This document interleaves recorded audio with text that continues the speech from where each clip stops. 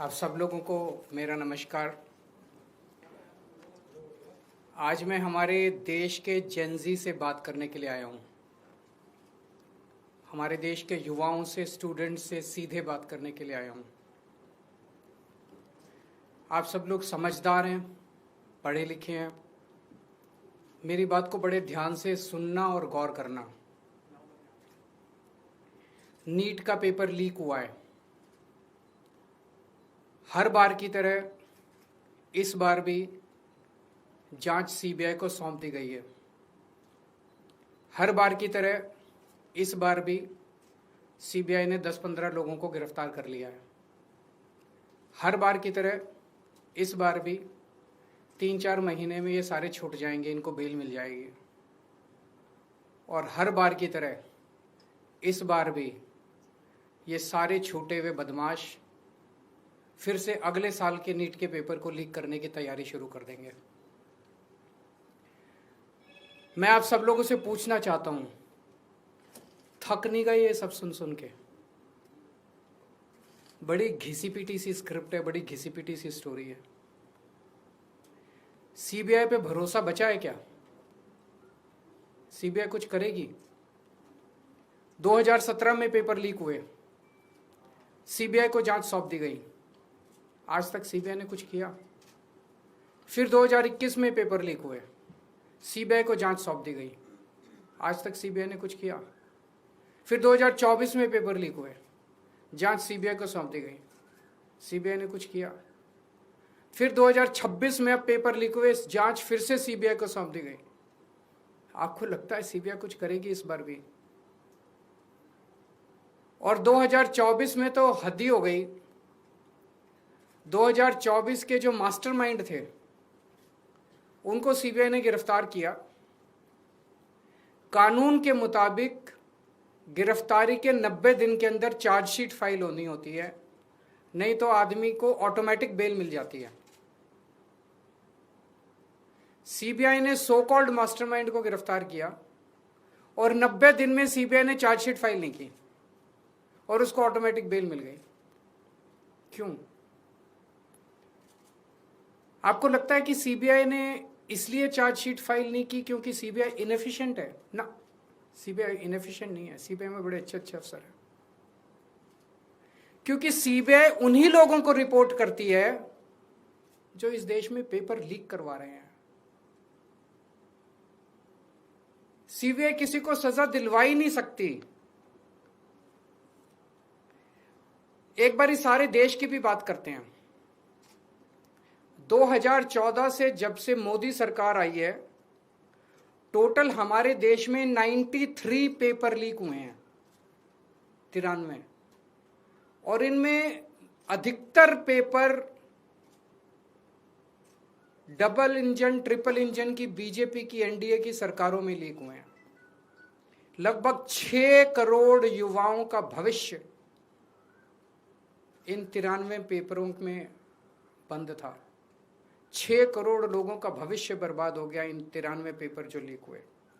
इनमें mostly paper leak हुए राजस्थान में, उत्तर प्रदेश में, उत्तराखंड में और गुजरात में। इन 4 राज्यों में सबसे ज्यादा पेपर लीक हुए। इन चारों राज्यों में बीजेपी की सरकारें हैं।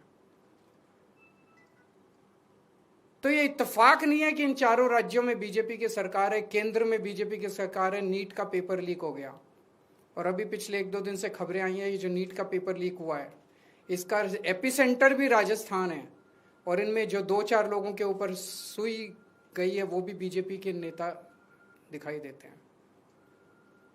तो इससे शक तो पैदा होता है कि क्या इन सारे पेपर लीक में इनके नेता शामिल हैं या इनकी पार्टियों का या सरकारों का संरक्षण है, या सीधे सीधे इनके नेता ही पेपर लीक करवा रहे हैं, उन्हीं का धंधा है।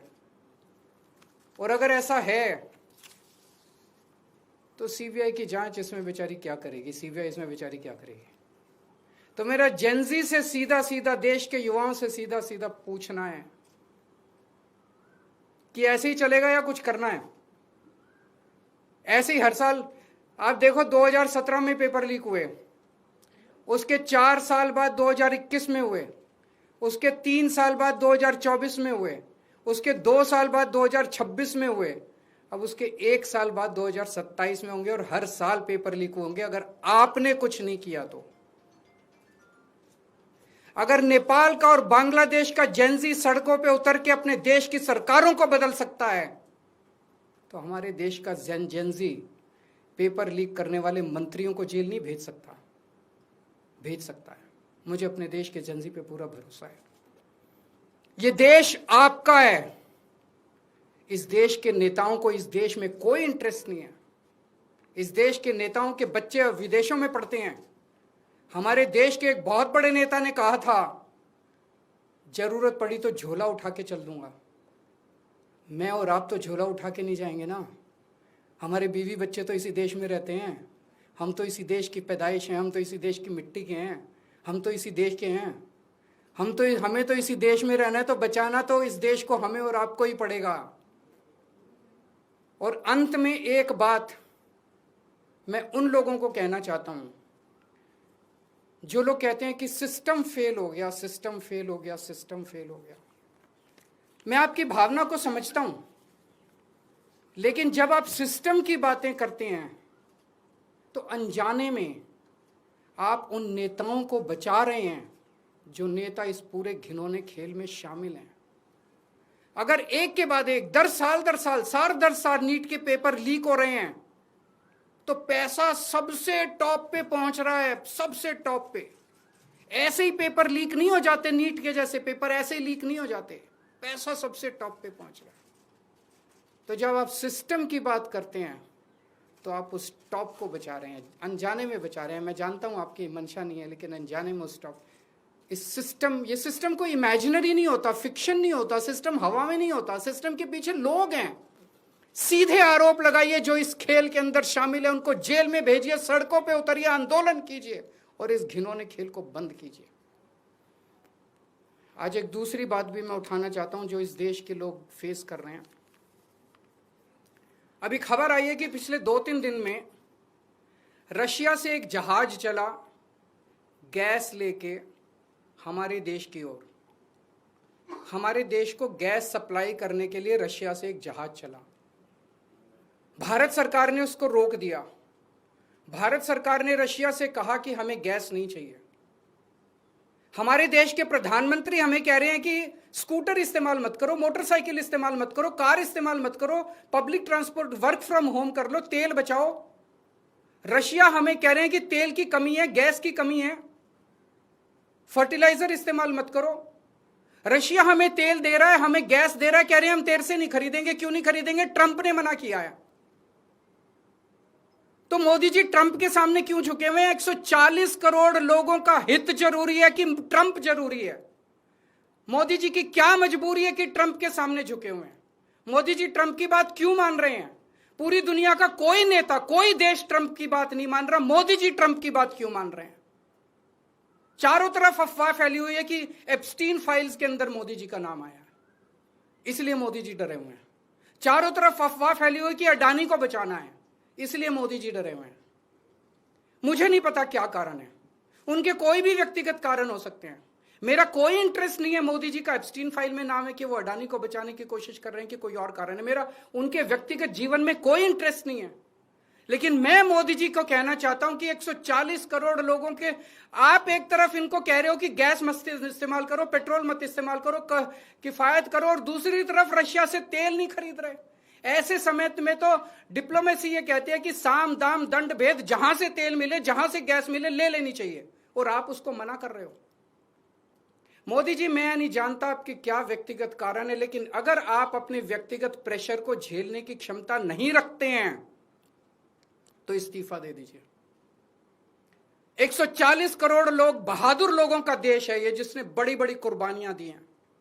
हमारे देश में ऐसे बहुत लोग हैं जो ट्रंप को उसकी जुबान के अंदर उसमें जवाब देंगे, ट्रंप के सामने खड़े होकर उसकी आंखों से आंखें मिला के ट्रंप को जवाब देने की हिम्मत रखते हैं हमारे देश में। ऐसे व्यक्ति को प्रधानमंत्री बनाएंगे हम, जो ट्रंप को उसकी भाषा में जवाब दे।